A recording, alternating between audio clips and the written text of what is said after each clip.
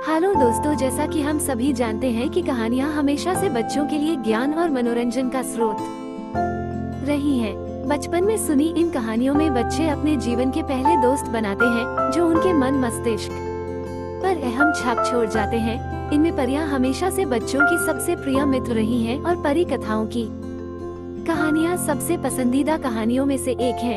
ये परी कथाएं बच्चों को एक जादुई दुनिया में ले जाती हैं, जहां उन्हें अपने सपनों का संसार नजर आता है। जीवन जीने की शिक्षा के साथ अच्छाई में विश्वास करने की सीख भी मिलती है। ये परी कथा कहानियाँ बचपन से ही उन्हें इस बात का एहसास करवाती है कि जीत हमेशा अच्छाई की होती है।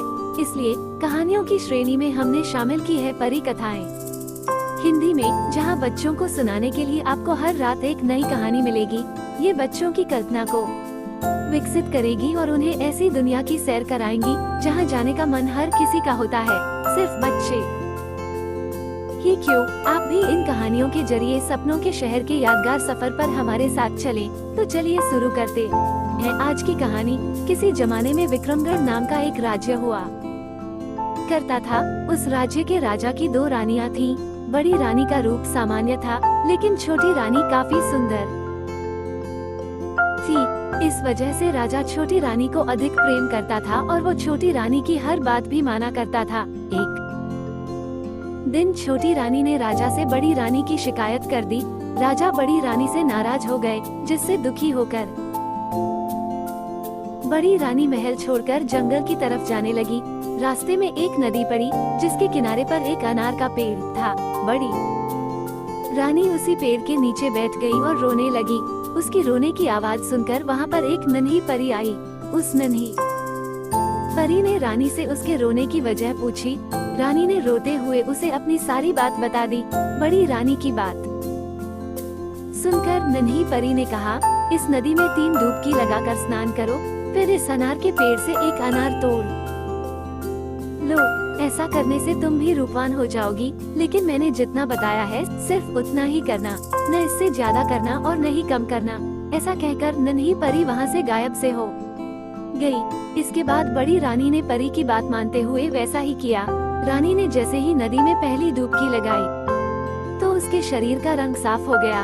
दूसरी डुबकी लगाने पर रानी का शरीर सुंदर कपड़े और जेवर से सज गया। तीसरी डुबकी लगाते ही रानी के बाल लंबे, घने और सुंदर हो गए। अब बड़ी रानी बहुत ही सुंदर हो गई थी। इसके बाद जैसा नन्ही परी ने कहा था, नदी में 3 डुबकी लगाने के बाद रानी ने अनार के पेड़ से एक अनार तोड़ लिया। तोड़ते ही वो अनार फूट गया और अनार के सारे बीज सैनिक बन गए। उन सैनिकों ने रानी के लिए एक पालकी तैयार की, जिसमें बड़ी रानी को बैठाकर वो वापस राज्य में लेकर आ गए। राजमहल पहुंचकर जब बड़ी रानी राजा से मिली तो उसने नन्ही परी वाली सारी घटना राजा को बता दी। अब राजा को अपनी हरकत पर पछतावा होने लगा और उन्होंने इस बार छोटी रानी को महल से बाहर निकाल दिया। जब बड़ी रानी राजा को नन्ही परी की घटना बता रही थी तो छोटी रानी छुपकर ये सारी बातें सुन रही थी। इसी वजह से महल से बाहर निकलने पर वो सीधे नदी के किनारे गई और उसी अनार के पेड़ के नीचे बैठकर रोने लगी। छोटी रानी के रोने की आवाज सुनकर नन्ही परी वहाँ प्रकट हो गई और उसने रानी से उसके रोने की वजह पूछी। छोटी रानी ने झूठ बोलते हुए नन्ही परी को बताया कि बड़ी रानी के कहने पर राजा ने उसे महल से बाहर निकाल दिया है। ये सुनकर नन्ही परी ने छोटी रानी से भी कहा कि पहले इस नदी में 3 बार डुबकी लगाओ, फिर इसी अनार के पेड़ से एक अनार तोड़ लो, लेकिन न इससे ज्यादा करना और न इससे कम करना। ऐसा कहकर नन्ही परी वहाँ से फिर गायब हो गई। नन्ही परी की बात सुनकर छोटी रानी बहुत खुश हुई। वो नदी में गई और जैसे ही पहली डुबकी लगाई, उसका शरीर पहले से भी ज्यादा निखर गया। दूसरी डुबकी लगाते ही उसका शरीर भी सुंदर कपड़े और जेवर से सज गया। तीसरी डुबकी लगाने पर छोटी रानी के बाल और काले, घने, लंबे और सुंदर हो गए। अब छोटी रानी पहले से भी ज्यादा सुंदर दिखने लगी थी, लेकिन छोटी रानी ने सोचा कि अगर वो 3 डुबकी लगाने से इतनी सुंदर हो सकती है तो और डुबकियां लगाने पर वो और अधिक सुंदर हो जाएगी। उसने ऐसा सोचकर कई सारी डुबकियां लगा ली। ऐसा करने पर छोटी रानी के शरीर के सारे कपड़े फटे और पुराने हो गए। उसके सारे गहने गायब हो गए। उसके शरीर का रंग भी गहरा हो गया। शरीर पर दाग और दाने निकल गए। छोटी रानी अब पहले की तरह सुंदर नहीं लग रही थी। रोते हुए वो नदी से बाहर आई और अनार के पेड़ से एक अनार तोड़ा। अनार तोड़ते ही वो फूट गया।